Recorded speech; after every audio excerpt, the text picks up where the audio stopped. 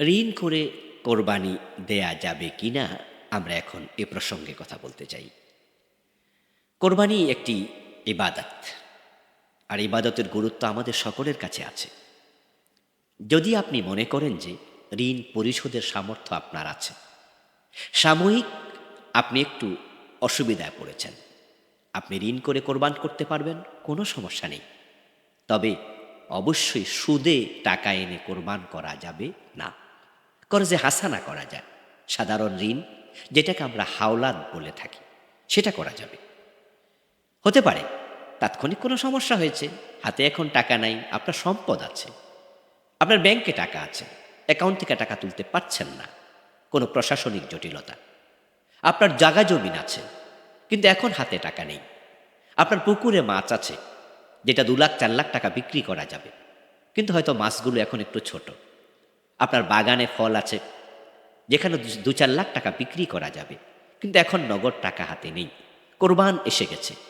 তা আপনি তো সামর্থ্যবান মানুষ, তা আপনি যদি ঋণ নেন, হাওলাত নেন, কর্জে হাসানা নেন, কোরবানি করেন, কোনো অসুবিধা নেই।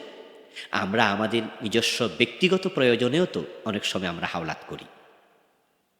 আমরা হাওলাত করে ঋণ নিয়ে কত কাজ করি। তো কোরবানের মতো ইবাদত কেন ঋণ করে করা যাবে না? করা যাবে। কিন্তু যদি অবস্থা এমন হয় যে কোরবান না দিলে মানুষ কি বলবে, চক্ষু লজ্জা, লোক লজ্জা ইত্যাদির কারণে আপনি ঋণ করে কোরবান দিচ্ছেন, অথচ আপনার কোরবান করা ওয়াজিবে নয়, আপনার সামর্থ্যই নেই। এমন লোক সমাজে আছে যারা সুদের উপরে টাকা এনে কোরবান দেয়, যে মানুষ কি বলবে, এবং তার উপর কোরবান ওয়াজিব নয়, ঋণ করে কোরবান দিচ্ছে। কেন?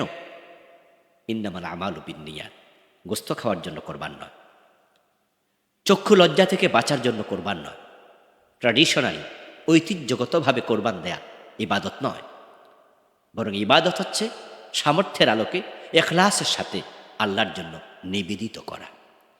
এজন্য আমরা যদি ঋণ করে কোরবান দিতে চাই, শরীয়ত এটাকে এলাও করবে, কিন্তু নিয়াতে ইখলাস যেন অবশ্যই থাকে, সে বিষয়ে খেয়াল করতে হবে। আল্লাহ তৌফিক দান করুন। আসসালামু আলাইকুম ওয়া রাহমাতুল্লাহ।